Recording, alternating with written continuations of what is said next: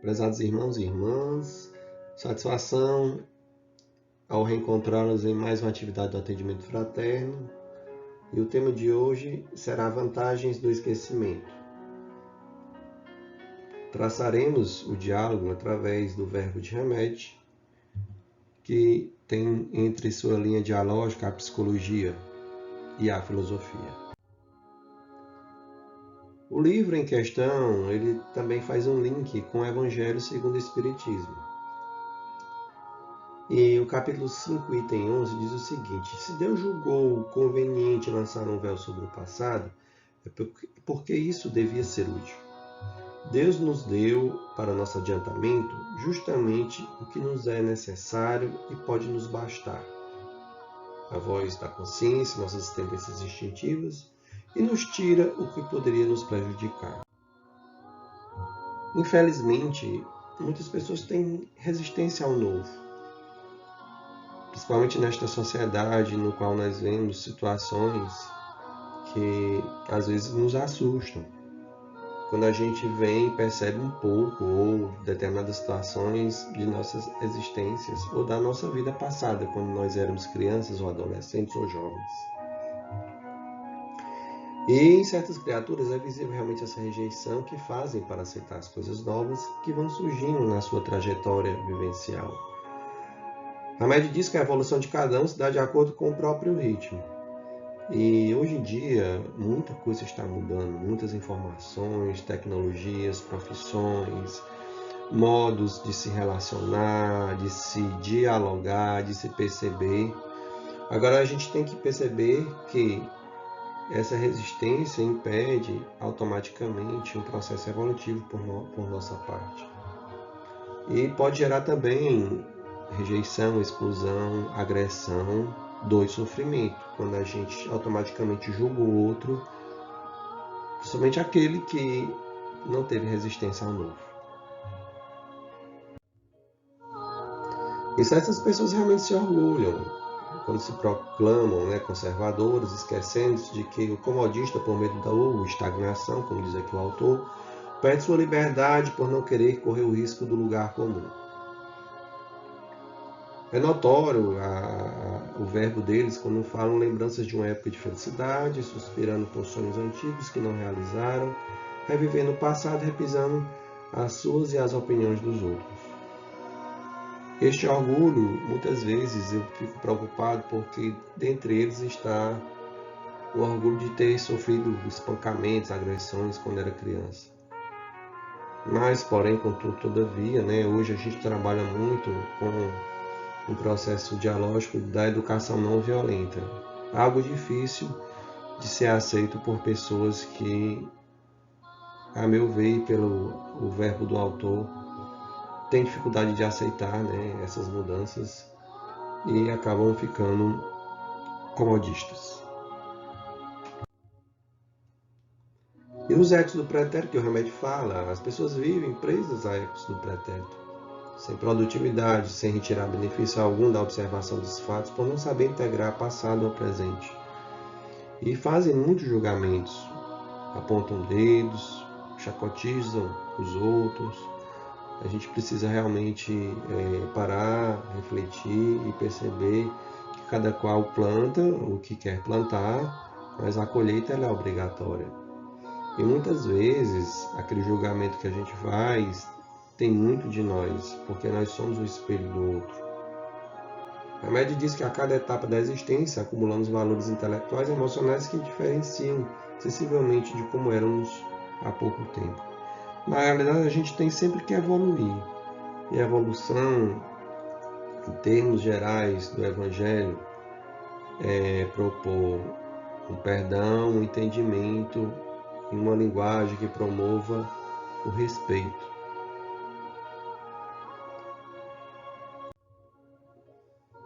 E as oportunidades sempre são nos dadas, constantemente, tais oportunidades de modificação e melhores concepções de vida, estimuladas por as circunstâncias vivenciadas nas múltiplas experiências reencarnatórias que vivemos. Quando a gente entra num local religioso, começa a ter lucidez, nós temos insights que são oportunidades para que a gente realmente mude. O Evangelho no lar e momentos em que a espiritualidade nos manda e nos remete à necessidade de refletir um novo começo que a gente pode realmente fazer para nós. E quando a gente muda todo um contexto, pois nós somos observados. À medida que a gente muda para o mal se propaga no nosso meio, principalmente no nosso eixo familiar. Se a gente muda para o bem, a tendência é, aos poucos, o mundo entrar no processo de regeneração.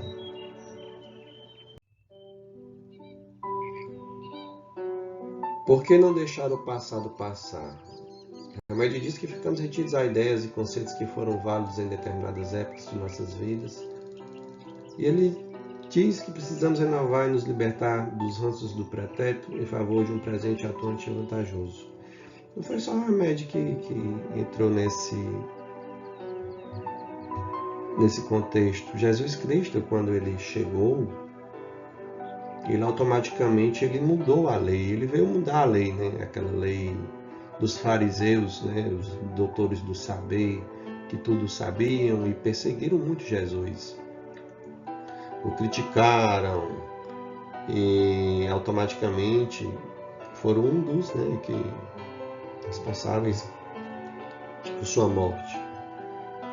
E hoje a gente vê muitos fariseus em todas as religiões.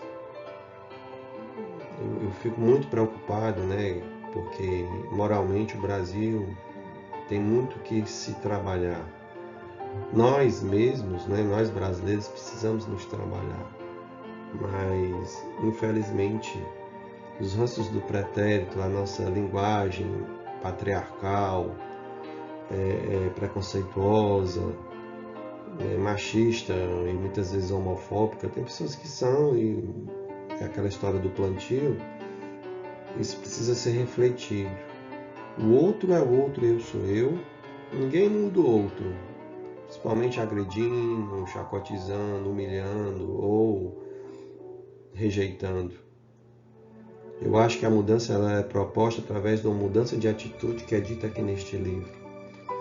E se meu passado for um passado de agressividade, eu posso modificar isso para os meus descendentes, propondo um diálogo, um amor, não um cala-boca, engole o choro. E isso faz com que automaticamente a gente perda a oportunidade de transformar esse mundo num mundo melhor, principalmente o nosso mundo interior. Ele aqui, Jesus, né, como eu falei, diz que ninguém põe um remédio de pano novo numa roupa velha, porque tiraria a consciência da roupa e o rasgão ficaria pior. Se Deus julgou conveniente lançar um véu sobre o passado, é porque isso deveria ser útil. Quando a gente fala em vidas passadas, é claro que nesta vida alguém pode ter vindo para quitar algo que aconteceu no passado de outra vida comigo ou com você que está me ouvindo. Temos filhos, ou alguns não têm, mas tem pessoas que vocês têm contatos. E às vezes você faz se intrigar, se afastar, criticar. Você pode ter essa oportunidade de se reconciliar. E numa vida futura você ter paz, né? Você ter o repouso necessário que você tanto quer. Mas nós, infelizmente, só plantamos ódio. Nós só plantamos divergências, corrupção, críticas destrutivas, nós não perdoamos, isso automaticamente atrapalha a evolução em todo um processo construtivo. Eu creio que se a gente quiser, a gente pode realmente mudar o que precisa ser mudado.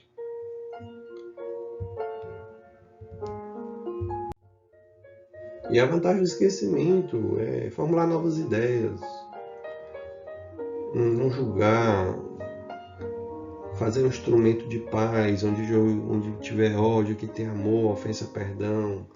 Eu acho que quando nós estamos arraigados ao passado, deixamos de crer, né, como fala aqui até o próprio Hamed, que possa existir novas maneiras de se interpretar e de se viver em coletividade. E os conceitos antigos, somente moldados por preconceitos, ideias fixas e reflexões obsoletas, atrapalham demais a nossa oportunidade de formar mais vínculos. Na realidade hoje, principalmente que hoje é um ano político, a tendência é cada vez mais os familiares se afastarem por causa de política, se afastarem por causa de candidato A ou B, se afastarem porque o outro tem uma opção sexual, ou porque o outro é de uma cor, ou porque o outro tem uma classe social A, B ou C. A gente faz isso até com os filhos, né? Olha, você não pode porque é pobre, você não pode porque é assim, você não pode namorar, você não pode se envolver, você não pode... com tudo que muitas vezes atrapalha.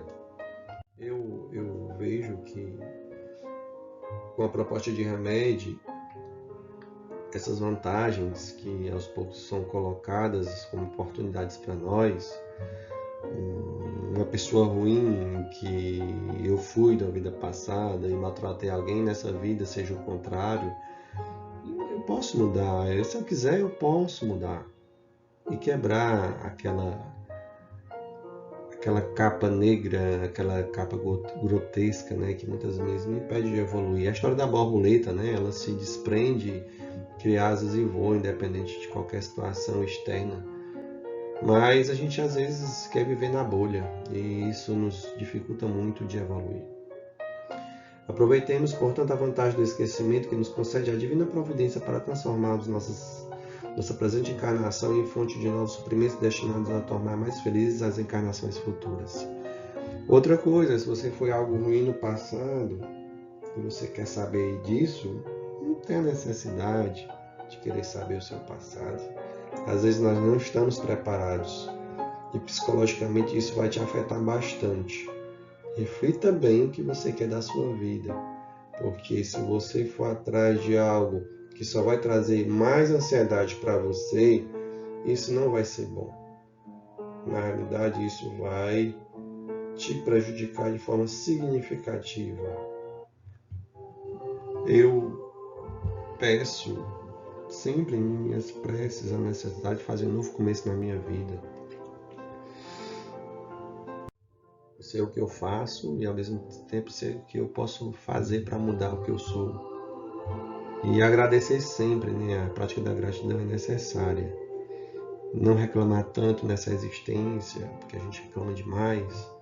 E ao mesmo tempo reclama das pessoas que estão conosco, porque eu estar com esse ou com essa pessoa. Mas isso tudo é uma provação. O esquecimento passado trouxe ela até você para que você faça um resgate. Mesmo que seja um resgate de entendimento e você termine um relacionamento e deixe ela viver a vida dela feliz. Eu peço que a gente também, para que entenda um pouco esta logística, pratique o Evangelho no lar, dedique pelo menos umas das 7 noites da semana ao culto ao Evangelho no lar, a fim de que Jesus possa pernoitar em nossa casa. Então preparemos a mesa, coloquemos água pura, abrimos o Evangelho, estendendo a mensagem de fé, enlaçando a família que Jesus virá em visita. Eu peço que nós, automaticamente, comecemos a se entender, se estudar, se avaliar, se perceber, fazer uma autorreflexão de nossas vidas, ter autocompaixão, a gente precisa se perdoar. E com relação ao passado, esse passado foi o que ficou. Se tiver algo bom, a gente propaga mais na frente. Mas algo que traga só separação, agressão, apontamento de dedos, eu acho que isso não vale a pena levar adiante. E as oportunidades que Deus nos dá de perdoar são inúmeras, mas a gente, por orgulho e vaidade, perde essas oportunidades. Outro ponto que eu sempre coloco aqui é: ninguém muda ninguém. Então, para que eu aprenda e tenha uma lucidez, um renovar de atitudes, uma reforma íntima, é perceber que o outro tem um tempo dele. E se meu passado é julgar, criticar, querer agredir, não está correto isso. Eu preciso mudar essas atitudes. E o esquecimento do passado é necessário.